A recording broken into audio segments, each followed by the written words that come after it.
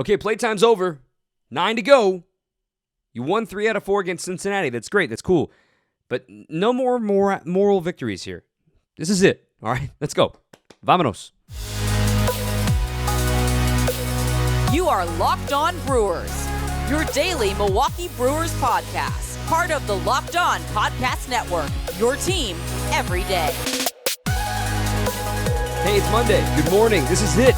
Only one more Monday left in the regular season for Major League Baseball. 10 days remain. 9 games to go. No game today. The Brewers are off. We're going to talk a little bit about the weekend. We're going to talk about what's ahead of the Brew Crew. And we're going to talk a little bit about baseball overall right now and looking at around the league. I'm Dominic Cotroneo. I'm the post-game host on Brewers Extra Innings on WTMJ. I'm also the statistician for Bally Sports Wisconsin. Let's talk about the Brew Crew. Holy cow. It was a great weekend, but still turned sour by losing Sunday. And as I said there in the tease, there was no time for moral victories anymore. The Brewers pitched well. They didn't hit well on Sunday. I am as equally confused and puzzled by Matt Bush continuing to give up home runs as a Brewer, but yet only allowing 2 runs should be good enough to win a ball game. And once again, a lefty shuts down the Brewers, and a lefty rookie. He made one mistake. The home run by Hunter Renfroe yesterday. It's the same old song and dance. I saw that all over social media yesterday. That's why yesterday stings so much. And I wouldn't even consider it being like, hang with them kind of game. Like, no, they should have won that game. The ball that hit Keston Hiura, frustrating, but I'm not mad at Keston for that. He was doing the right baseball play. It just took a hotter hop than he was anticipating. And I'm also not in the camp that it was guaranteed the play was not going to be made by the shortstop. I think he would have maybe knocked that down and kept it on the infield. I'm not guaranteeing that was going to be a base hit or at least a gapper for Tyrone Taylor. I'm not ready to guarantee that. But for Keston getting hit by the play, he was trying to do the right thing of like, I got to score if this gets through, and just got one step ahead of himself and didn't realize the ball bounced as high as it did, couldn't get out of the way. It is what it is, and that's what happens when you're a team in this situation. You're pressing. You need to make every little thing count, and the Brewers didn't make that one count. And then look at Rowdy Tellez later on in the 7th inning when Lodolo's out of the game. They use him as a pinch hitter. He hits a screaming liner right back to Derek Law. It knocks off his glove. He hit it so hard, and he turns into a double play. Right? That was the day it was yesterday. And even in a bullpen day, right? Aaron Ashby, the only run the bullpen allowed until the Bush home run was the 9-hole hitter, bases loaded hit by pitch. That can't happen. When a team is chasing and you lose command of your fastball against the 7, 8, 9 hitters, I know he's coming back from the IL. I know he's rusty. But quite frankly, it's just one of those things that the growing pains of development. A guy that had to be rushed up to the big leagues and rushed back from injury due to the fact that the Brewers don't have ready-to-go arms right now. They don't have many guys they can trust. They have guys that they have track records of performing, but here in August and September, it's been odd. It's been Matt Bush is a great example. Taylor Rogers has been really struggling this month. Brad Boxberger got it back together yesterday. He still gave up a ringing double that was a foot away from being a home run as well. So the Brewers have to put themselves in these situations where, you know what, 2 innings of Freddie Peralta is better than no innings of Freddie Peralta, or 2 innings of Aaron Ashby is better than no innings of Aaron Ashby. This is the situation and the predicament they're in these final 9 games of the season. Quick standings update.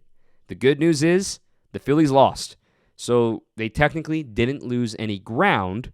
However, they still have a long uphill climb. The Padres did win, so they move up to 3.5 games clear of the Brew Crew as things start today. That's with the tiebreaker. But the Brewers are a 1.5 games back still of Philadelphia, which is essentially 2.5 games back.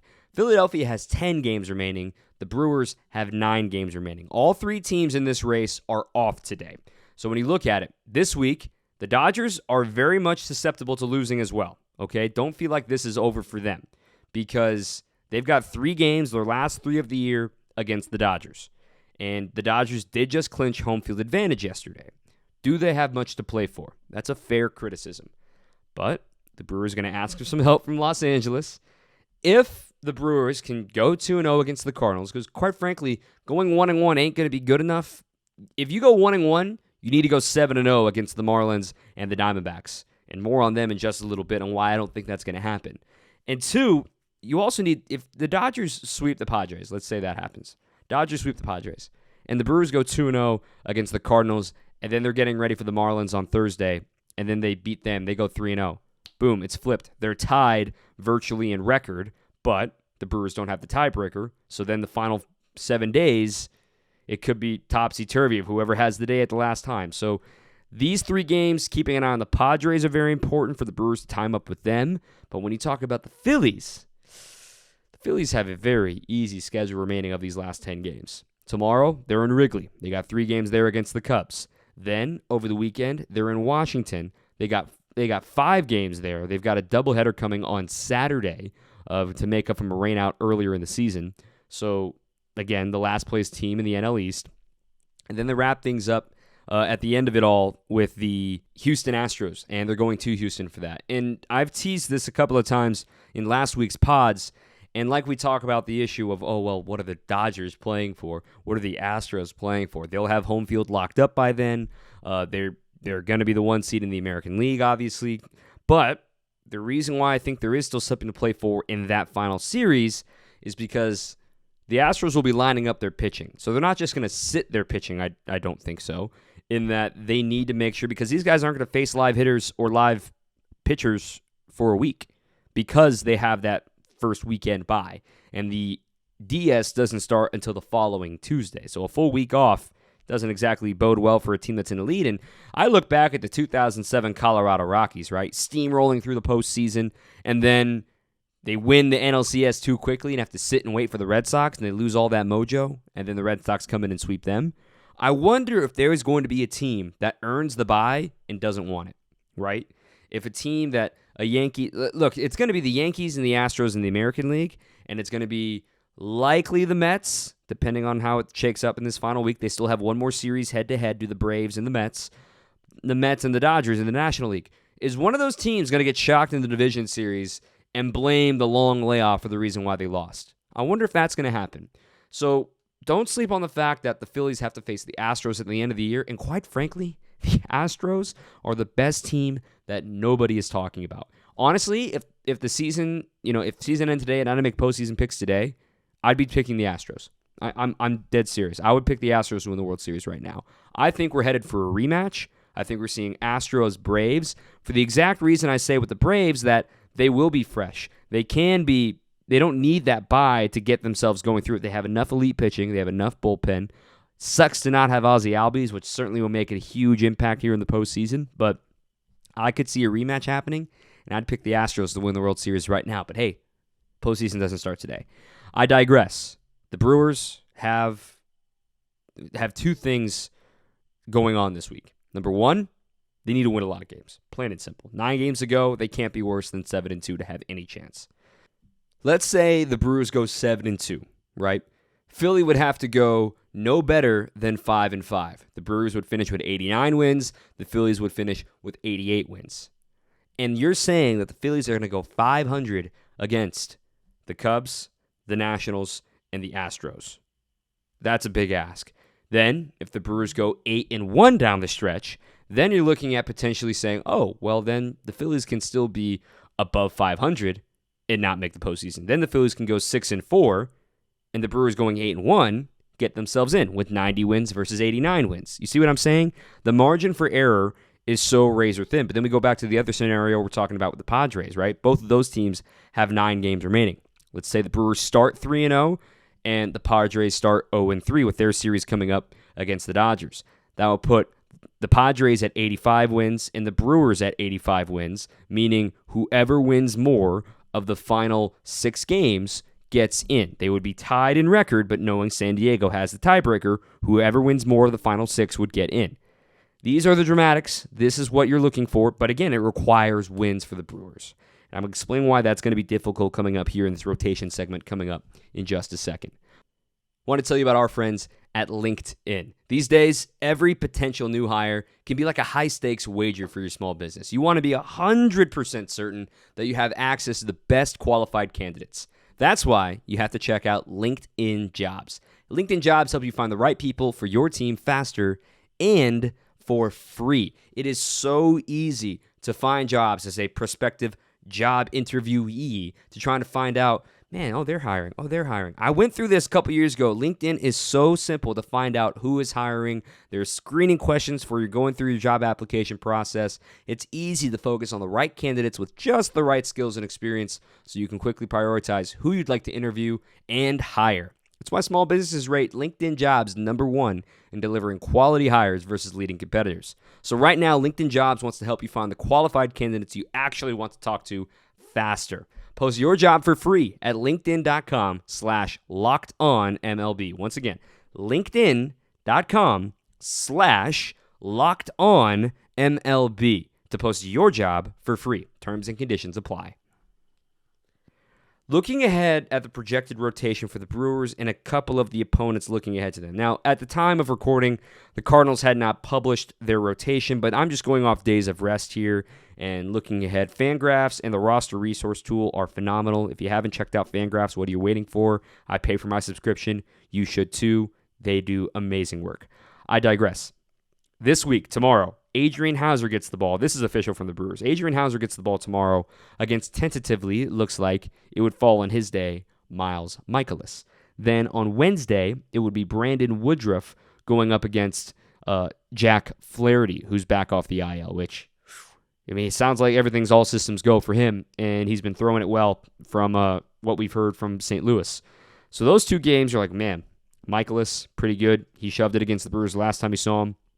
Flaherty, you don't know what you're going to get, but when he's on, the Brewers have seen it when he's on. As for the Marlins coming to town, Eric Lauer will get the ball on Thursday, tentatively, and assuming that he comes back healthy after these last couple of days. Lauer would get the ball Thursday in a limited role. And then Friday, it would be Corbin Burns against Sandy Alcantara.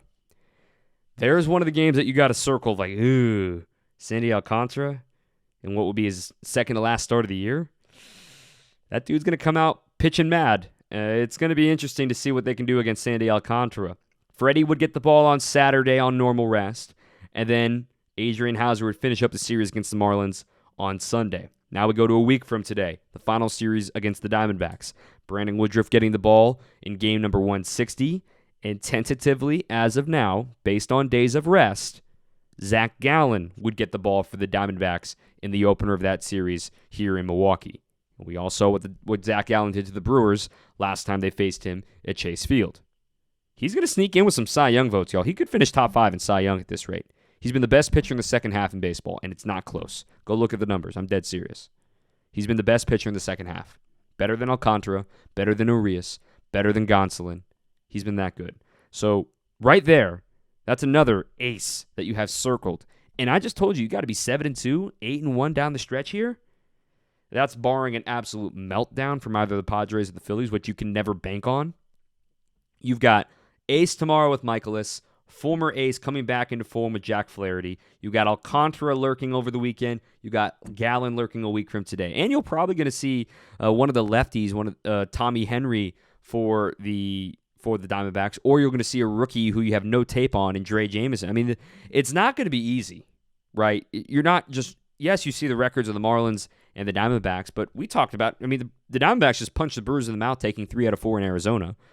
The Marlins can't hit, but they can pitch. The Marlins cannot hit for a lick. Avi Garcia is hurt right now, so a little bit of a spoiled reunion for him, but he's been a bad signing for them. I have some receipts on some of y'all complaining, why don't we re-sign Avi? Why don't we re-sign Avi? And I'm not trying to dunk on all y'all, but look, you could have seen it. Dude strikes out a ton, plays good defense, but he has a cannon for an arm, and wait a minute, they got Hunter Renfroe.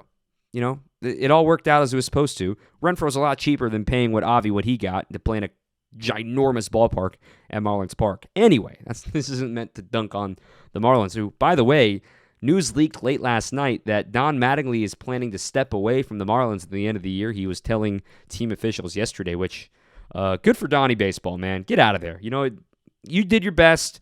Things got weird. Derek Jeter left, and it's been weird down there in Miami, but tip your cap. Maybe they can figure it out soon, but Donnie Baseball sounds like he's going to be on the way out of Miami, which will be another odd weekend for him coming up here to Milwaukee as he's kind of in a lame duck session as a manager for Miami. The Brewers have their work cut out for them, to say the least, coming up here with Alcantara and Gallen lurking in the wings. And the other thing is that the Brewers, look, you got 2 starts from Hauser, you got 2 starts from Burns.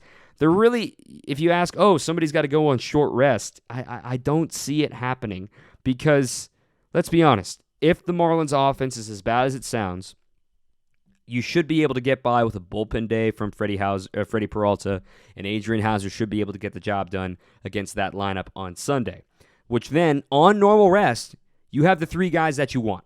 You have Woodruff going in the first one, Lauer going on the second one, and Burns pitching on the last day of the season as it stands right now based on normal rest.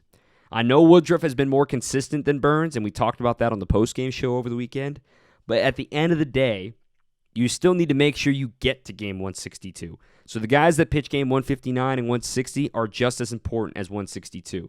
And this could shake out pretty well for the Brewers if they win and put themselves in that position.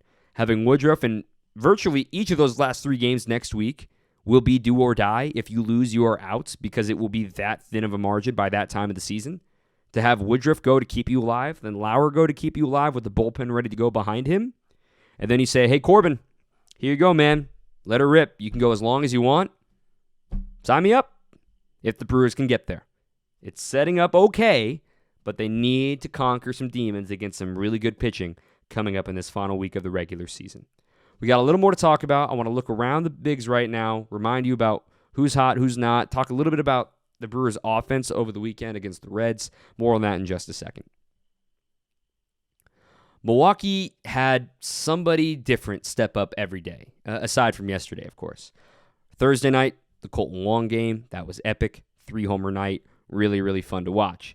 Then on Friday, it was Andrew McCutchen getting RBI number 1,000. Also really fun. Saturday, Hunter Renfroe. 2-homer game for him. Yesterday, he hits another homer and you're thinking, oh my gosh, he's back to July Hunter Renfroe. But the rest of the team didn't step to the plate. They were just 1 for 4 with runners in scoring position yesterday. I'm not so mad about the 1. I'm more mad about the 4. They only gave themselves 4 at-bats with a runner in scoring position, which is why they lost the game yesterday. In fact, the 1 hit was the base hit that Tyrone Taylor gets credit for when his ball hit Keston Hiura. So it didn't even produce a run, that 1 hit with a runner in scoring position. It's been that kind of a year for the Brew Crew. It's same old, like we talked about earlier in the show. But I tweeted this, that, oh my gosh, July Renfroe is back. July Renfroe had an OPS of 961. It was his best month of the season. He had 6 homers, 3 doubles. He still struck out a ton. He still struck out 16 times. And in August, I didn't realize how much he walked in August. He had his best on-base percentage in August of any month. He drew 14 walks in August. He's not really a guy that draws walks.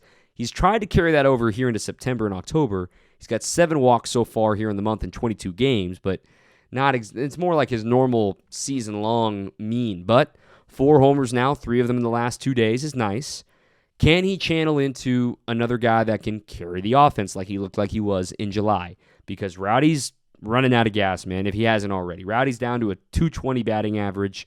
He needs some protection in the lineup, and maybe they're going to consider flipping it because Yelich leading off, then he got Willie, then he got Rowdy, which makes perfect sense, right, for the lefty-righty platoons, but it might be the point to put Renfroe, keep Renfroe right behind Rowdy, and maybe you put Kutch in the 3-hole. They got to get creative. They're trying to protect Rowdy with Hunter Renfroe, but Rowdy is also a ground ball double play risk.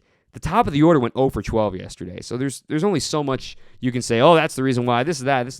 They had a bad day yesterday. I want to see Rowdy get going. Maybe this off day today allows him to hit the reset button and get things going back in the right direction. He's still got 33 home runs, man. I mean, you cannot ignore the fact that this dude's got a career high in homers, a career high in games played, playing every day for virtually the first time in his career. Heck, he had a day off yesterday with a lefty on the mound, and he still comes into the game, right? He has played in so many contests. And Willie, yes, he went 0 for 4 yesterday. He's been carrying the team this month. He's got a 30-30 season. 30 doubles, 30 homers. 31, actually, apiece. I shortchanged him there. 243 batting average, an OPS right around 800. He's doing his job to keep the Brewers in it while playing great defense for Milwaukee. But he needs some help. And we saw that happen on Thursday, Friday, and Saturday, picking him up. But then all the guys that picked him up went cold yesterday. So who's going to be the next guy in line to step up and help the Brew Crew here down the stretch? Now, at the time of recording, the Yankees and Red Sox, switching into a all-baseball look of things, The Yankees and Red Sox were in a rain delay, and they actually completed that game early, with it being the last game of the year head-to-head between Boston and New York. They said, you know what, we're done with 6 innings. This game's over. So Aaron Judge is still sitting on 60 home runs. He did hit a double in that game last night, but we saw Albert Pujols hit number 700. Thank goodness he's not going to do it in Milwaukee now this week. But when you look at the historic races right now across baseball, or just the incredible final week that it's shaping up to be, with Aaron Judge trying to hit number 61 and 62, Pujols has accomplished number 700. Oh, by the way, don't forget about Shohei Ohtani, who's got a race for a 30-double, 30-homer season. He's got 34 homers. His OPS is hovering right around 900. Oh, you want to ask how's he doing as pitching? Well, he's qualified as both a pitcher and as a hitter.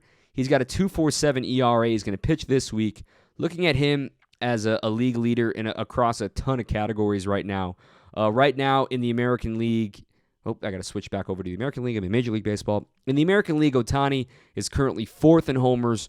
Yordan Alvarez and Mike Trout both have 37. Yeah, Mike Trout has 37 bombs, and he missed most of the year. I saw a crazy stat, another one of those, Mike Trout and Shohei Ohtani did something historic, but the Angels lost the game.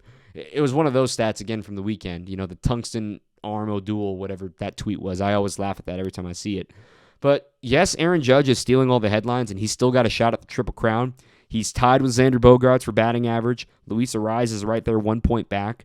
Then Judge with 60 homers, 128 RBIs. The only question is he going to win in batting average? Because he's going to win in on-base percentage, he's going to win in slugging, he's going to win in OPS. This could be one of the all-time seasons you're watching from Aaron Judge. Oh, by the way, he's got the 3rd most hits in the American League. And he's a power hitter.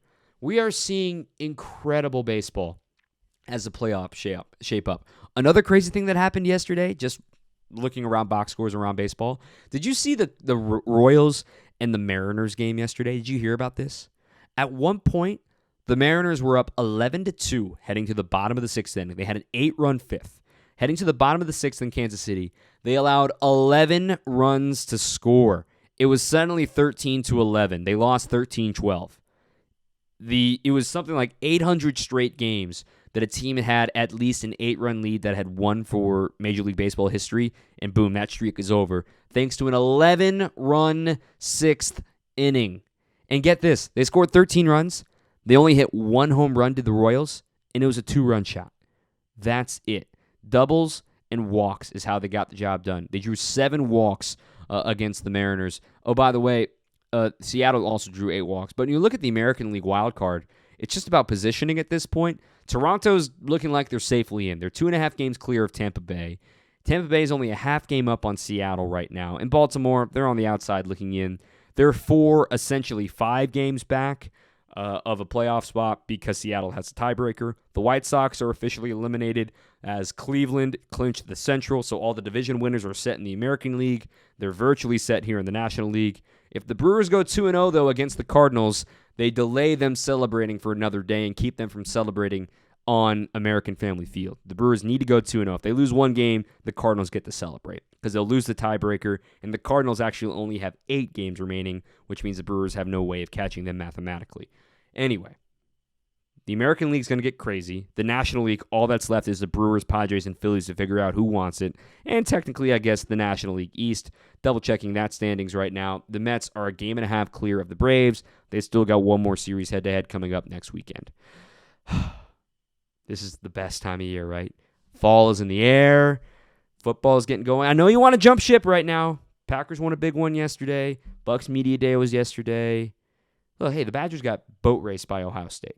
All right, just give us another 10 days of your time. If they get in, awesome. It's easy to root for playoff baseball.